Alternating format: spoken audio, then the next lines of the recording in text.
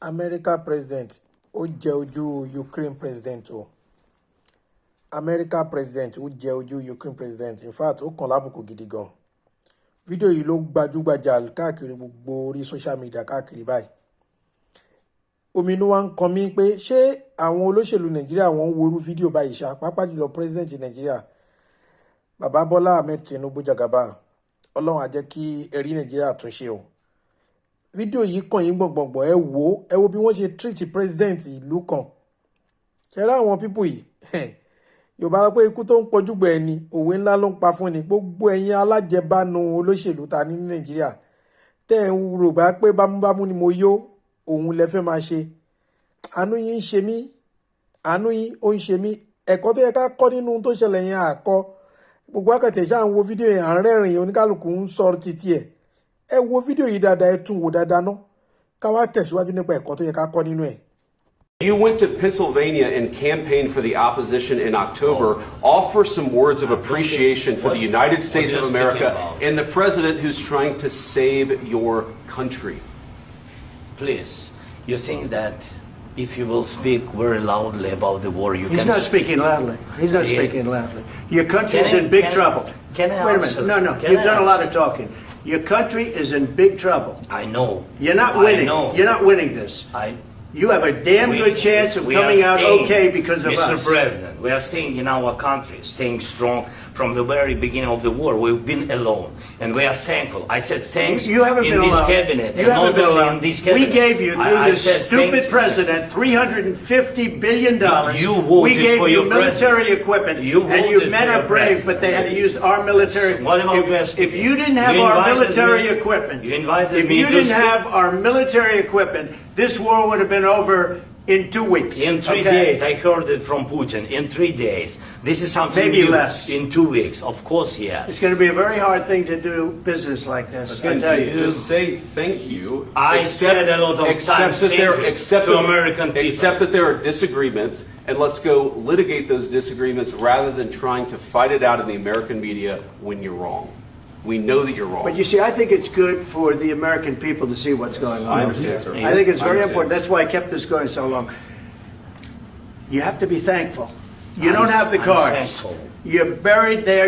Your people are dying. You're running low on soldiers. Listen, you're running low on soldiers.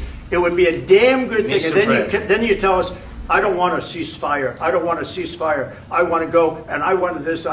Look, if you could get a ceasefire right now, I tell you take it so the bullets stop flying and your men stop getting killed. Of course we want to stop the war. But you're saying you don't want a ceasefire. But I said to you, I want a ceasefire. with guarantees. Because you'll get a ceasefire faster than an agreement. Ask our people about ceasefire, what they think. That wasn't with me. For you what, that wasn't with me. That was with a guy named Biden, who was not a smart person. That was with Obama. It was your president. Excuse me. That was with Obama, who gave you sheets, and I gave you javelins. Yes. I gave you the javelins to take out all those tanks. Obama gave you sheets.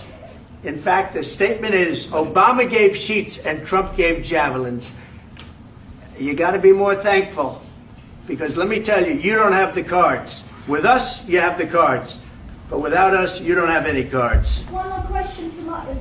Alákọ̀ọ́kọ́ náà mo bẹ̀ gbogbo ẹ̀yin tí ẹ bá fídíò yìí padà ẹ bá mi share ẹ jẹ́ kó dọ̀dọ̀ Jagaba ẹ jẹ́ kó dọ̀dọ̀ gbogbo àwọn olóṣèlú Nàìjíríà ẹ jẹ́ kó dọ̀dọ̀ gbogbo àwọn ológun àwọn aláàbò Nàìjíríà ẹ jẹ́ kó dọ̀dọ̀ gbogbo àwọn tí wọ́n ti ṣe ìjọba rí ní Nàìjíríà gbogbo àwọn alágbára látòrí IBB Ọbásanjọ́ ni gbogbo àwọn alágbára pápátá ṣe rí Yorùbá sọ pé ikú tó ń pa ojúgbẹ̀ ni òwe ńlá ló ń pa fún ni. Ṣé rí tí ẹ̀dá bá wà láyé tí ò bá ti dúró sórí ibi tọ́lọ́run bá tò sí ó máa padà kàbùkù gbẹ̀yìn ni. Ẹ wo ohun tó ṣẹlẹ̀ láàrin president America pẹ̀lú Ukraine president yẹn. Láàrin èmi àti yín ṣàpọ́nlé ni ó jẹ́ fún odidi ìlú Ukraine ní àbábùkù. Tẹ́ bá tẹ̀ tí ń wo kọ́mẹ̀ntì àwọn èèyàn ẹ̀yin fúnra yín ti máa mọ ohun tó jẹ́. Ẹ ti máa rí oríṣiríṣi nǹkan táwọn èèyàn ti ń sọ. Ṣé rí nǹkan tí mo fẹ́ ká mọ̀ nìyẹn. Ẹ lọ Google Ukraine ní 15 years ago 20 years ago kẹ́ lọ wo ìlú tó ń jẹ́ Ukraine.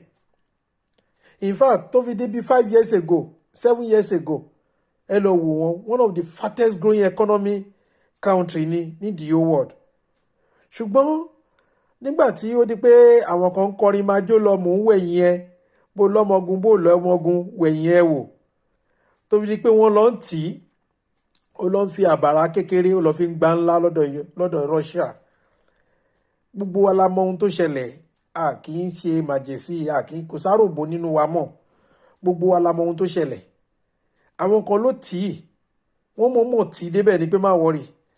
Ara àwọn tó tì í náà àbí ká sọ pé àwọn tó tì í gangan náà lóòótọ́ orúkọ ẹni tó wà ń bẹ̀ tẹ́lẹ̀ nígbà tó ogun bẹ̀rẹ̀ lè change.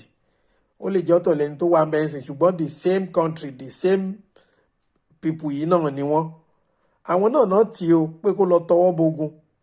Ẹ wo ohun tí wọ́n ń fojú ẹ̀ rí báyìí ń sìn. Àwọn náà tì í o pé kó lọ takú láyà kó lọ gbá ẹni tó jù lọ létí. Now ẹ wo nǹkan tí wọ́n ń fojú ẹ̀ rí báyìí ń sìn. Ṣé rí tó bá ń páyà àtijọ́ ni nígbà ayé àwọn bàbá wa nílẹ̀ Yorùbá ọba tí wọ́n bá kàn lábùkù báyìí àyàfi kó padà lọ sílé kó lọ ìsídà kó ṣígun lọ bá lu yẹn tó bá rí pàgbára àwọn ò lè ka ajẹ́pọ̀ gbọ́dọ̀ lọ ṣígbá torí pé kí ni kò sí àbùkù kankan tó tún ju eléyìí lọ téèyàn kan lè fi kan odidi ìlú ẹ wá dúró millions of people tó wà ní Ukraine àbùkù ńlá òun ni wọ́n fi kàn wọ́n yìí. Ṣé rí èèyàn olóṣèlú Nàìjíríà tẹ́ ẹ̀ bá fẹ́ kíró àbùkù báyìí ṣẹlẹ̀ sí wa ẹ lọ dínwọ́ àjẹbánu bámúbámú ni mo yó ẹ lọ dínwọ́ ẹ̀ kù selfish interest ẹ lọ yọ kù o ẹ jẹ́ kí wá sowọ́pọ̀ ká make sure pé Nàìjíríà develop Nàìjíríà wà strong enough láti lè gba rẹ̀ sílẹ̀ lọ́wọ́ gbogbo ogunkógun. Ṣé rí gbogbo ohun tẹ́ gbọ́kànlé pé tabarí kínní kan àwọn òyìnbó kan bọ̀ wá ràn wá lọ́wọ́ kò sóyìnbó tó fẹ́ ràn ẹnìkankan lọ́wọ́ for nothing. Ukraine bó ṣe wà yẹn wọ́n ti lose about 30% resources wọn in the next 40 years wọ́n sì wà nínú gbèsè bó ṣe wà yẹn. Ẹbẹ́ gbọ́ tí President America béèrè lọ́wọ́ ẹ pé $350 billion táwọn ya àbí táwọn fi ṣe ìrànlọ́wọ́ fún kọ́ ẹ̀rí pé owó yẹn ló ń dọ́gbọ́n mú jáde fún nǹkan tó ń pè ládìí ẹ̀rà náà nìyẹn ìgbà tó ń gbowó rò bá ń pé ọ̀fẹ́ ni ọ̀fẹ́ kọ́ ó máa dá padà ní resources ìlú ẹ̀ ló máa fi di gbogbo nǹkan ọrọ̀ ajé tán ní nínú ìlú ẹ̀ bó ṣe wà yẹn in the next 30 to 40 years ó sì àwọn ìlú tó kówó lẹ̀ fún yìí wọ́n sì ń gba gbogbo resources yẹn tó máa wá kó. Ẹ má jẹ́ kí Nàìjíríà dà bẹ́ẹ̀ tí a bá rí ẹnikẹ́ni tí wọ́n jẹ́ pọ̀ ọmọ àlè ní àbí ayé tí ń ṣe tó bá fi máa gbégbèsè kógun ṣẹlẹ̀ ní Nàìjíríà ẹ tètè múró ń tọ̀hún kẹyìn ilé ìkànnà kẹ tètè ṣe kí nìyẹn fún un. Ṣé rí òyìnbó kan bọ̀ wá ràn wá lọ́wọ́ àwọn kan bọ̀ wá ràn wá lọ́wọ́ kò sẹ́nìkan tó fẹ́ ràn yín lọ́wọ́ for nothing wọ́n máa wá kó resources yín ni. Ẹni ogun tẹ bá dálẹ̀ ní Nàìjíríà bó ṣe wà yín tẹ bá lọ dáadáa sílẹ̀ tóyìnbó bá ti ń dé iye ọdún tẹ máa fi san gbèsè yẹn ẹ máa san gbogbo gbèsè àwọn náà ń pè ní òfúnni ní adìyẹ sìn ọmọ adìyẹ kékeré kan àwọn pípù yìí náà ń pè ní òfúnni lọ́mọ adìyẹ kékeré sìn fi gba odidi màálù lọ́wọ́ ẹni àwọn pípù yìí ni wọ́n ti fún Ukraine ní ọmọ adìyẹ kékeré sìn o wọ́n mọ̀ pé ọmọ adìyẹ yẹn ò lè survive kò lè yè ṣùgbọ́n tí wọ́n ní pé wọ́n ṣàtìmọ́ ọmọ adìyẹ fún náà wọ́n fẹ́ gba odidi màálù lọ́wọ́ ẹ̀ in fact èyí tó fẹ́ gbà lọ́wọ́ ẹ̀ ju ojú erin lọ ìhun lẹ fi rí ẹ wo bó di president ẹ wo bó ṣe treat ẹ ẹ̀yin olóṣèlú Nàìjíríà ẹ jẹ́ ká jẹ́ kórí wa lọ pé a ní ìlú mi tàfẹ́ sá lọ mo máa ń sọ fún yín tipẹ́tipẹ́ ọlọ́mọ ẹ̀ka rogun ní Nàìjíríà kò sí ìlú tó lè accommodate wa ní the whole world àwa kọ̀ọ̀kan tọ́lọ́run ti bá ṣe ta ti níwèé pẹ̀lú àwọn òyìnbó ìta ti níwèé gbèlò àwa máa yá dànù o àwọn òbọ́lọ́run kógun wà lóòótọ́ nítorí náà la ṣe ń fà yín létí la ṣe ń kìlọ̀ fún yín táwọn olóṣèlú kan bá lọ ń tọwọ́ bọ̀bọ̀kúbọ̀ pẹ̀lú àwọn alájẹbánu kan nítorí selfish interest tí wọn ẹ̀yin tẹ́ jẹ́ olóṣèlú gidi tẹ́ wà patriotic